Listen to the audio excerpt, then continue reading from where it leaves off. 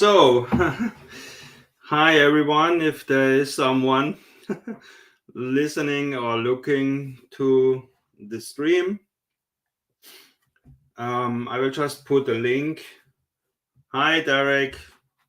So nice to meet you. I will put a link in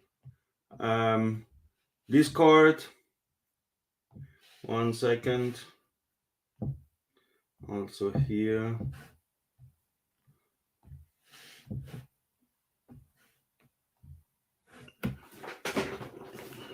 Very cool, Misu. Hi.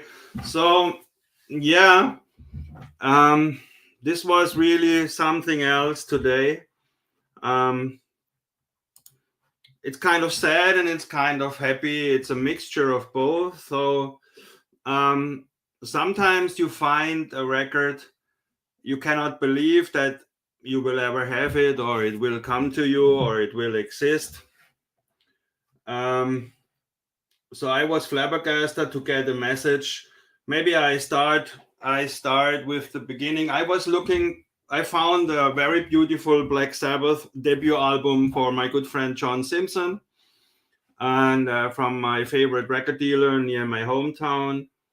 And and then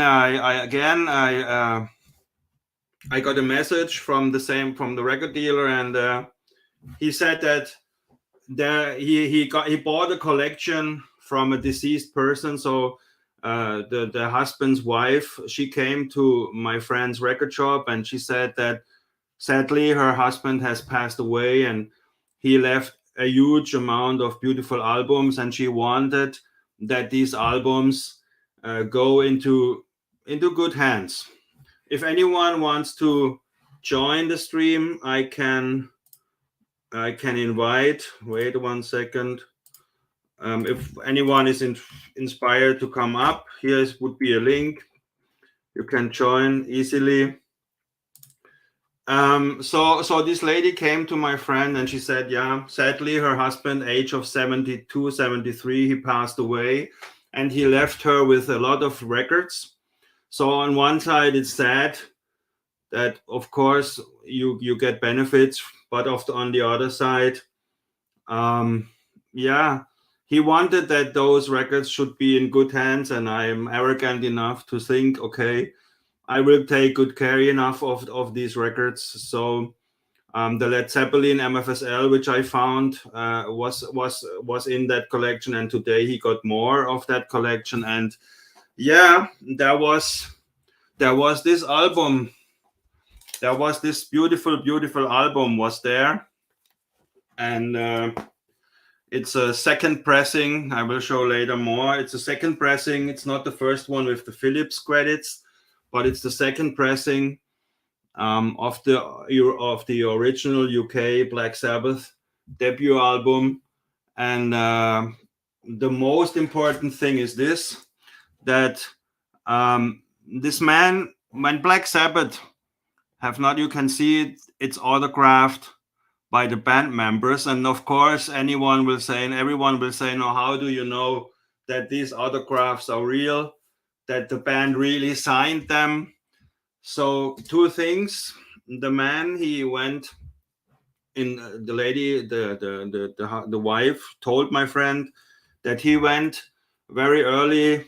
So that's what they gathered, that Black Sabbath, when Black Sabbath was touring Germany early in the 70s, they have not been huge, and there was the opportunity to go there and get your record signed. And he went there with the debut album, and he got it signed at a German concert, maybe, or a autograph hour in a record shop. But it was in the early 70s, and he got it signed. And then we checked the script, the writings, and if you look at it closely enough, and if you look in the internet, here, this is Geezer Butler, and he's writing Best Wishes. And this is Bill Ward, and this is Tony Iommi, and this is Ozzy Osbourne, and the letters are very, very peculiar. I show you how peculiar. And we found I was not skeptical at all, because I believed the story the lady was telling. Because why would the husband, she was not interested in selling these records for 2,000 euros. She just wanted that it goes in good hands. And you can see when you look close, it's really, if you see, you see here Ozzy Osbourne, you see the O, and you see this O, and you see the Z's, and you see the C's. It's 100%, in my humble opinion, 100% real. And then Tony Iommi, you can also see this is a little bit not straight, but you can see that he is writing Tony Iommi. It's also very, very similar to this one. And for me, Geezer Butler, you can see here Geezer Butler. It's very addicted G, the Butler, and then Best Wishes, and Bill Ward also is very similar. Ward, he didn't write out his after-name, but here it was clearly. I think I have no doubt. I have no doubt that this is 100% authentic, because like you can see when you compare the O with this O, and the C, Ozzy Osbourne, and again with the O. Yeah, this is really something interesting, because even without the point is, even without the signed autograms, even without the signed without the band signing this album, she said he played it a few times. I just listened to it, and I'm still stunned, because it's like you take it's like a new record. If you take it, I mean, look at the freaking inner sleeve. I make myself big again.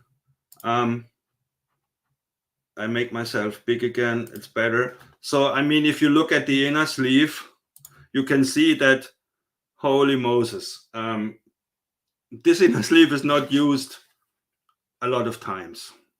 So this goes like near mint, I think so. There's no damage on the inner sleeve at all. And then when you see the record, when I listened to the record, I was blown away, because there is nothing. I mean, look at the spindle hole. There's nothing. I mean, I had to push the record a little bit into the spindle. I mean, and with no Black Sabbath album ever, I had to push the record, because it's not widened. The hole is not widened by playing it many times. So it's like a new record, like you put the record in, and it has a resistance. So that means it was hardly played. And then I listened to it, and it's not 69. It's bound to have crackles. It's bound to have some pops and some clicks. It had nothing. I was listening to the Thunder and Lightning. I was listening to the Wizard and the NIB and stuff. Minimal background noise from the what is it called, the band machine, but there was nothing. And the side 2 is the same. There was nothing. There was no noise, no pop, nothing at all. So I was shocked to hear Black Sabbath, the debut album, like this. So I mean, I had the third pressing. I had the second pressing. I found a third pressing for John Simpson, which is also near mint. But this is, I think, honestly speaking, this is hard to believe, but this is more than near mint, because I couldn't hear anything. Of course, it cannot be more than near mint, because it's freaking opened. But listening the playback, I'm used to some clicks when the Wizard starts, when the Thunder and Lightning. What is this standing before me when Ozzy sings? There's always some little pippy and poppy, but honestly speaking, there was nothing. There was nothing on it, and like I said, of course, everyone can say now, yeah, Thor, this guy, he put the autographs himself on the record, but no, I don't think so, because he she would have known, and he would have sold it. But the lady came to my friend, and sadly the husband passed away, and she wanted that especially this record and the Zeppelin MFSL should be in good hands, and she didn't want that someone who doesn't know Black Sabbath gets the album. And I was convinced when I read Geezer Butler Best Wishes. I mean, who would when you fake an autograph, why would you write Best Wishes? But for me, the most striking is the Aussie, because you cannot fake this. And if you see it again, I can put the other photo again. It's hard to fake this stuff, because it's really like, when you see this Aussie and you see this O and this O with this elephant tail, you can see it's very, very clear. Also Geezer Butler. So for me, the question that's for me the question is answered. This is an authorized autograph from Warner Brothers, and for me it was clear. I never doubted, because the lady was not out to make money. Sometimes they put it on Discogs and they say, yeah, with autograph, but this is like for me a proper story. That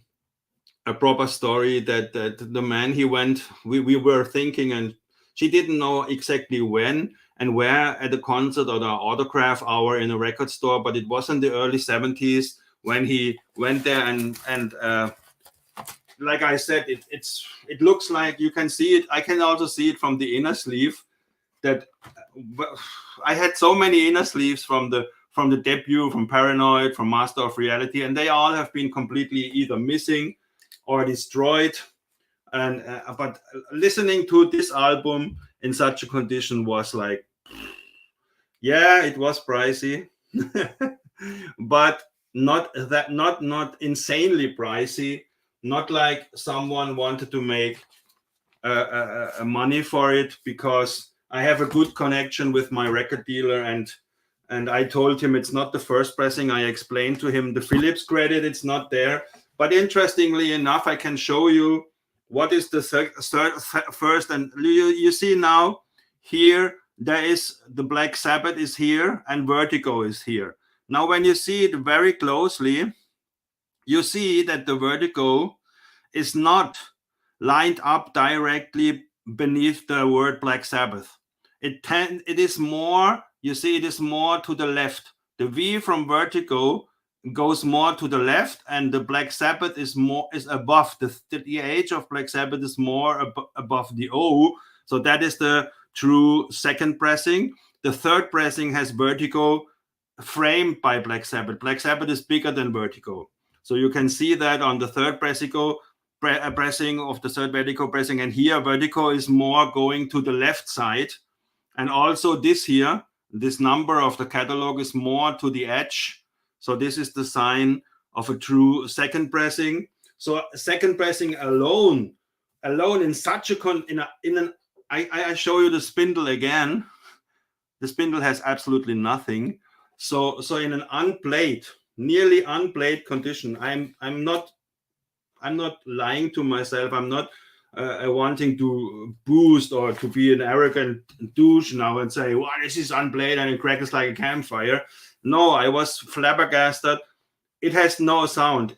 I tell you frankly, some of the new records I bought crackle more than this one, and it is 60. It's from 69.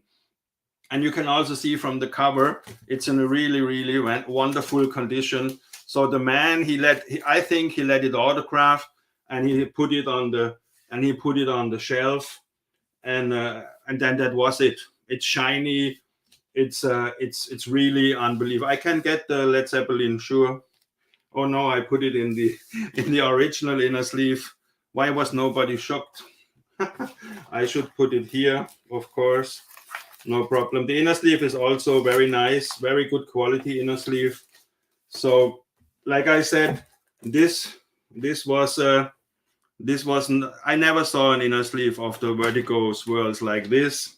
I'm not big on inner sleeves. I don't care about inner sleeves. I would have bought it if the inner sleeve would not have been there. But this is now, I think, for me, yeah, Metallica would be more my Grail, but this is a Grail definitely signed by the band. And I thanked the soul who passed away, and I told him, the husband, mentally, that thank you so much, and I will take good care of it in remembrance of whoever you are. I don't know the man's name, but he can be rest assured, wherever he is now, wherever the soul may be, that I will take good care of this album, and I hope it is in good hands. So for sure, I can show the Led Zeppelin 1 second.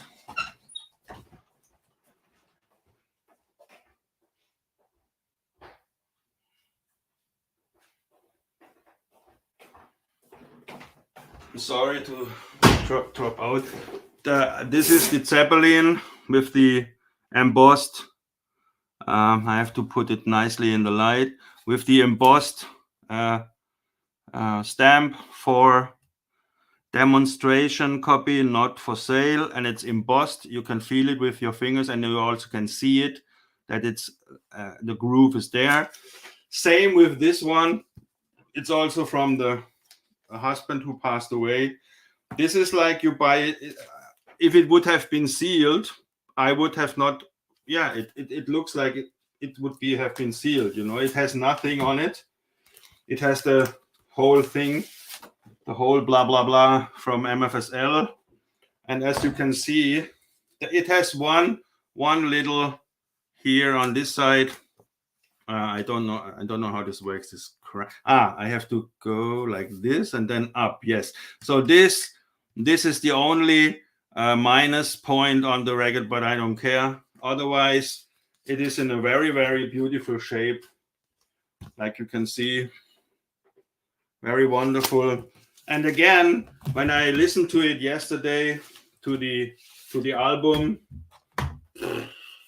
it's like buying a new album and putting it on the turntable.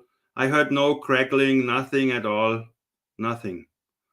It's really stunning condition. This is what you can really say, this is near mint. This is really not, this is not VG plus, because I can see, even in the strong light, when I put it up to the lamp, I can see no hairline at all. So I was very grateful, and I thank the man who passed away for this wonderful leftovers, you can say. And the lady was glad, the wife was glad that she could make a deal with my friend who is my favorite record seller. Yeah, it might, true. He has also some albums of the Pogues, Nick Cave, Stones, Beatles, The Exile of John Laidlaw, The Exile on Main Street I got for you. The first German pressing is from him. He has like 4 Pogues albums where there, Sex Pistols were there, not the Nevermind the Bollocks, of course. Several have been there, but not all my taste, of course. A lot of blues. This blues album, Blue Memphis, was from him. So he had a lot of very nice albums. But this was for me, after finding finding one of those is without the autograph in a pristine condition is very hard. So I found now 2. And when he told me it's signed by the band, I was stunned, and I had to see it. And then he sent me those photos I showed you, and then I looked in the internet, and I was convinced. I was convinced by the story he told me.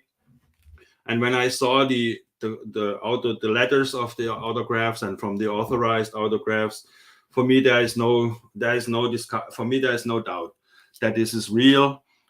He would not do this. He would have sold it earlier on. 100%. He would not have left it when he knew he will die. He died of cancer, so he would not have left it in the box standing there. So that's really awesome. I like this Geezer Butler, such a nice man. He writes best wishes.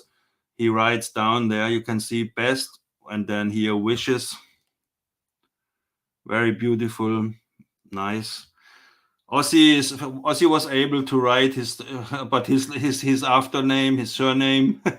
You have to, but also you can see when you see the autographs from Tony Iommi, you can see the very particular how he's writing.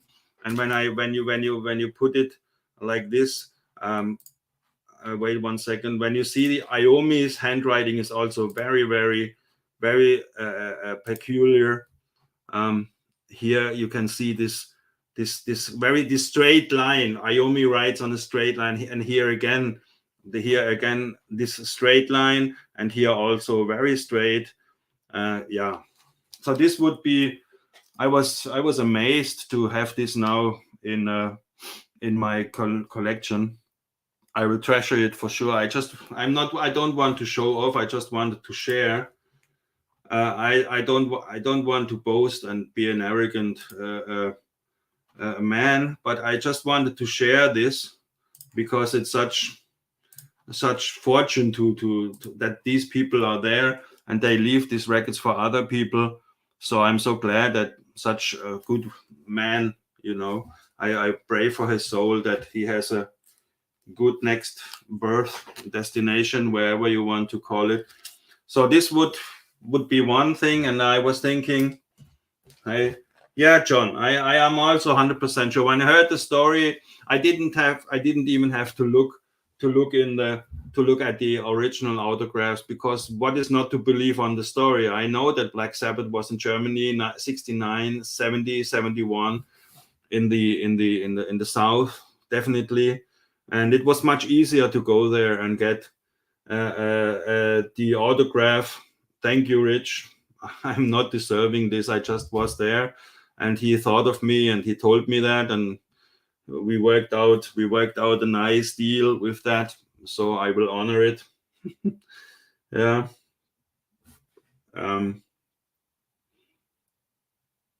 Yeah, I'm honestly speaking. Yeah, of course, it's not exactly. I would not call it pride. I would call it more happiness. Proud. I'm not proud of an album, because I have nothing to do with the album. I stumbled upon it. I'm just happy to have it. Pride is something else. Pride means that you deserve it. I don't think I deserve it. So I was just there at the right time, right moment. Sometimes these things come. So I found one for John. You give and you get. You give and you get. Rich, you know this. You know this, Rich. Right? You give and you get. So giving is holier than taking. So sometimes you also get some stuff. So I wanted also to upgrade. Yeah, sure. But like Slamjack, I would not call it pride. I would call it happy. I'm happy. I'm material on the material platform. I'm very happy to have such a gem in the collection. But it's a record, so I can pass it on also at one point. So, but I'm happy. You're right. That's true. So I would, if someone is interested, I wanted to I wanted to add some minutes more, and I wanted to upgrade a little bit my comparison, because now I have quite a few of them here now. And I wanted to show, for me personally, the best pressings of Black Sabbath, which I own or have owned. Yeah, Santa was very merciful. Hi, Frank. It was very merciful, true. So definitely now I can say, after listening to this one, for sure, this is now. I never had the Philips product. I never had the pressing with the Philips credit. When you get the real first pressing, it has here on this one, it has here below Vertigo, it has written a Philips product, and this is the original 100% first pressing, which you never find in such a condition. And if you find it, it's more than €1,000. I never had a Philips product in my home. So this is now, for me, the second pressing now is the earliest pressing I found of this album, from the UK's. And honestly speaking, clearly the best sounding I ever heard, because like I said earlier, it's nearly unplayed. It's fresh, it's minty, it's unbelievable dynamics on that record. I love it. So this would be my favorite pick if you, for me personally, I like I said, the Philips product, I heard a vinyl rip from my friend Patrick. It sounds brutally good. It sounds maybe better than that, but I heard Patrick also told me that they used for the first, second, and third pressing, they used the same blades, years and years, the same blades. Of course, it's always good to have the freshest pressing, the first one with the Philips product. But for me personally, in my record collection, this is the best sounding Black Sabbath debut album I have ever heard. And this would be now the second pressing. What is also absolutely fantastic and would be my second best is the original American first pressing on the green Warner label, 1871 number. This is also very, very beautiful. What's the sound difference between the first pressing and I never had, Rich, I never had the first pressing Philips product as a vinyl in my home. I only know the digital rip. For me, there's no difference. Also, I have to honestly say, between the second and the third pressing, I can also hear no difference because they use the same blades. So I listened to the one I found, John Simpson, is a third pressing. I listened to it yesterday, and I listened to the Holy Grail today. It's just newer. It's just more. It's. I think the other one is near mint. You don't hear anything on the third pressing for John. There is nothing on it, but the freshness of a nearly unplayed pressing, it overrides. It's beautiful. But if puristically speaking, there is no difference between the second and third pressing. I don't think so. Both sound absolutely fantastic. And honestly speaking, there's also not much difference to a US first pressing. It sounds wonderful too. Maybe the soundstage and the analog feeling of the UK swirl is a little bit more there, more open, more transparent. And this one is also very, very good if you find the US first pressing. This on the Warner label. This is a very, very good alternative for before you pay 500, 600, 700, 800 euros for a second, third, or first pressing of that album, the US. And it has Evil Woman as a bonus track, which is not on the UK. So I'm glad that I found this also in a very pristine condition for 50 euros. I cannot say it loud. For 50 euros in a record store, this is a really good pressing. Then I also have the Rhino. This is, let me show. Yes, this is the Rhino from Ron McMaster, mastered by Ron McMaster. This is from the Rhino issues, 180 grams, reissues, all analog. It comes very, very close to original UK pressing, but not fully. It's not really that beautiful analog in the living room, very warm and very, cozy. I like this analog sound from the first Black Sabbath album. Some call it muffled, some call it a little dark, but not too dark. So this is a very, very good approach. You can say a new remaster of the debut album from Ron McMaster, the Rhino series, 180 gram. It's really, really good pressing. It comes very close to UK swirl, but I prefer still the UK swirl, and I prefer the US first pressing. I also prefer over this one. But it is for 50, 60 euros, is a very reasonably priced debut of Black Sabbath by Ron McMaster of the Rhino series. Very highly recommended budget-wise, but it cannot come close to the US first pressing and to the UK 1, 2, 3 first pressings. Which is next one would be the Sanctuary pressing with this different label. This is not a very good pressing in my humble opinion. I think it's a digitally sourced one. I may be wrong, but from the 4 I have here now in my collection, it's definitely the worst. So this would be my number 4 ranking. It's not as good as the one from Ron McMaster, and it cannot touch the US first pressing or the first 3 UK swirls. No way. So, but it's a nice one, 55 euros. I think you can get it. I will sell it on Discogs again, because I will not grab it again now that I have the US first and the UK second. But this is a great album, budget-wise. You can still get it for 50, 60 euros. Paranoid is a very different matter. From Paranoid, I have a very beautiful but third pressing with the small vertigo. I had the Big Bear management, and I sold it, and I got this because it was not. I had two. I sold one Big Bear management, which was worse, and I sold also mine because I was not really happy with mine. But then I found this one. This is the third pressing of the Paranoid album, and like with the others, with the debut album, the same is with this. It's not much difference between the blades they use for the first pressing with the Big Bear management. So the Big Bear management is only big money. You don't need. I realized you don't need a Big Bear man. This comes in really shiny near mint, and the only thing is it doesn't have the big vertigo, which is going to the spindle, and vertigo is then there. So I'm not really anal about these things. I want to have a good sound and a quiet vinyl and a clean vinyl, and this is very, very beautifully clean. And I had the Big Bear management here, and I had the second pressing also here, the laminated one without the Big Bear management credits, was also not to my satisfaction. And this now is really from the swirls, although the inner sleeve is very beautiful. This is a very, very cool alternative to the Big Bear management credits, which is so hyper.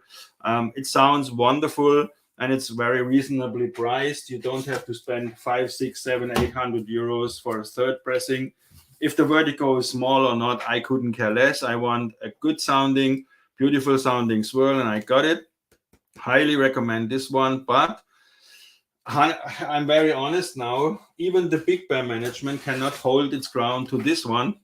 This is my favorite pressing of Black Sabbath Paranoid. I may now be a blasphemer of the purists, but this is the Kevin Gray remaster from 2006 of Paranoid, all analog in the Rhino series, and it sounds absolutely stunning. It sounds absolutely stunning. Of course, it is a little more direct, little more oomph, more presence in the remaster. In the mix, you cannot say it's the same mix, but in the remaster, it is more clear, it is more detailed. The soundstage is bigger. I was flabbergasted, and I draw my head and I say kudos to Mr. Kevin Gray for doing such a wonderful work. This is outstanding. It's really, really outstanding. How good this album sounds compared now to the Big Bear management, to the second press, and also they used this cut for the Vinyl Me Please reissue. I had that one also, sold it to John Laidlaw, and those two are my favorite. I love the swirl, the UK swirl. I love it, but I wanted to hear. For me, oftentimes the Paranoid album is a little muddled. It has this little muddling sound that the bass and the drums are not differentiated enough for my personal taste.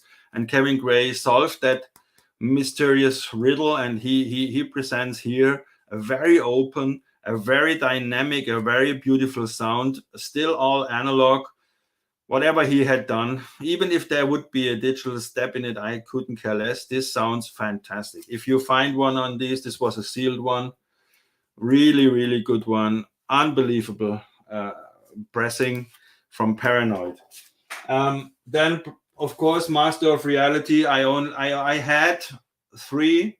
I had the NEMS. I had four. I had a Brazil one, a Brazil NEMS, a German NEMS, and a German Swirl, and now top loading original UK black.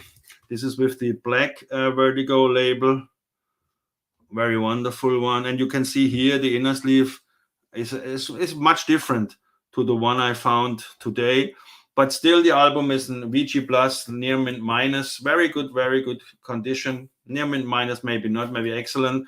Master of Reality. So for my personal ranking, the UK, this is the original absolute first pressing with the top loading. You can load it in top. I cannot put it, you can see here, it opens at the top.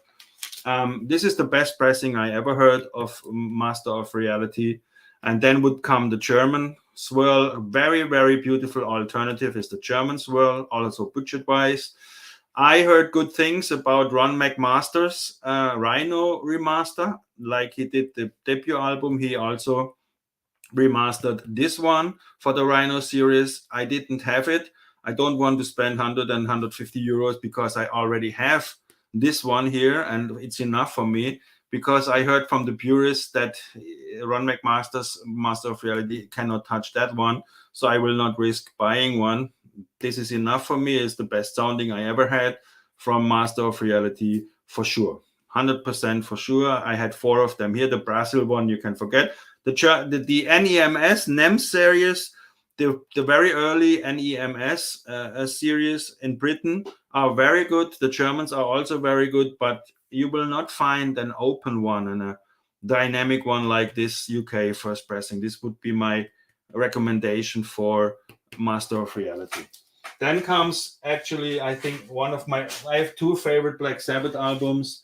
This is my favorite one. This is the original first pressing, Porky Peckham, of Volume 4. It's a Porky Peckham cut, and it is the outstanding one. I heard very good things. Chris Bellman did the Volume 4 for the Rhino series. When I find it, I will get it, because they say it sounds fantastic. But also, many say, I never heard it, but many say it cannot touch this UK Porky Peckham cut. It has this Porky Peckham style of punch and dynamics, which I love from the Porky cuts. And here, in excellent version, this is really something fantastic. If you find this one with the inner booklet, everything is intact. This is a real good pressing. I had the German NEMS, the English NEMS. I sold them all because none of them could touch it. I heard Chris Bellman is the only one. Chris Bellman's reissue remaster is the only one who can touch this. So it would be worth it. But I saw the prices for me in Germany is like 300 euros for Bellman remaster. No, I have the Porky Prime. Fantastic. So I checked out the Sanctuary release from the album. It was not a good choice. Again, I think this is a digital sourced album with this Sanctuary, with this label. Castle, I think, right? Yeah, Castle Music. Yeah, not Sanctuary, sorry, Castle Music. It's not bad, but if you are used to Porky Peckham's cut of the Volume 4, this is in no way anywhere near the Porky Peckham cut. But it's a good alternative budget-wise. But if you cannot find the UK swirl of the Volume 4, get the Bellman reissue. I heard very good things about that one. So then for Sabbath, Bloody Sabbath, it's a very interesting point. This would be the original UK first WWA pressing. And here we have the exception to the rule. Here we have, it's not country of origin. This sounds very good, very beautiful. This is my second favorite Black Sabbath album, together with Volume 4. It sounds very, very good, but it is trumped by those 2 which I show you now. This is an original American palm tree. Let me show palm tree label pressing with the palm trees. You can see them here, the palm trees, Warner Brothers. This is an original US first pressing, and it bombs away the UK first pressing. If you find a US pressing of Sabbath, Bloody Sabbath, with the palm tree labels, with the original inner sleeve also, this is, for me, the best sounding Black Sabbath, Bloody Sabbath. I never heard a better one. This sounds incredible. This one comes very close. This is, like I said, the original first pressing. US pressing sounds better than the UK first pressing, but this one is also highly recommended. This is Chris Bellman's remaster of the Sabbath, Bloody Sabbath from the Rhino series, also with the original palm tree labels. It is definitely on par with the US first pressing. Really, definitely 100% fantastic sound. Authentic AAA, all analog, really cool sound. I still prefer the US first pressing, but this has also a very powerful open sound. The other one is a little bit more in the Sabbath mood, a little bit darker. This is a little bit more open. For some albums, it's nice. For this one, I still prefer the original master of the US pressing over the UK. And this comes very close from Chris Bellman. Highly recommended. Not very expensive, and you can find this easily in near mint. Very good job. He did a very good job on this one. I love the album. Yeah, very, very good. First US is it's for me also the best one. Thank you, Kurt. Then the last one I wanted to show was my favorite pressing of Heaven and Hell, because those are my 6 favorite Black Sabbath albums. Would be the German Vertigo Spaceship pressing, 220 pressing is for me the best sounding one of that album. This is really, really cool. For me, I heard the UK of this one, but the German beats it in terms of clarity and punch and soundstage. The UK is fantastic too, but I sold my UK and I got the German one. To my ears on my system, this is a little bit better. So this would be my recommendations for the 6 Sabbaths, my 6 favorite Sabbaths. Sabotage is nice. The UK first pressing, of course, for Sabotage. Technical Ecstasy and Never Say Die, not my Black Sabbath. They are on the downshift.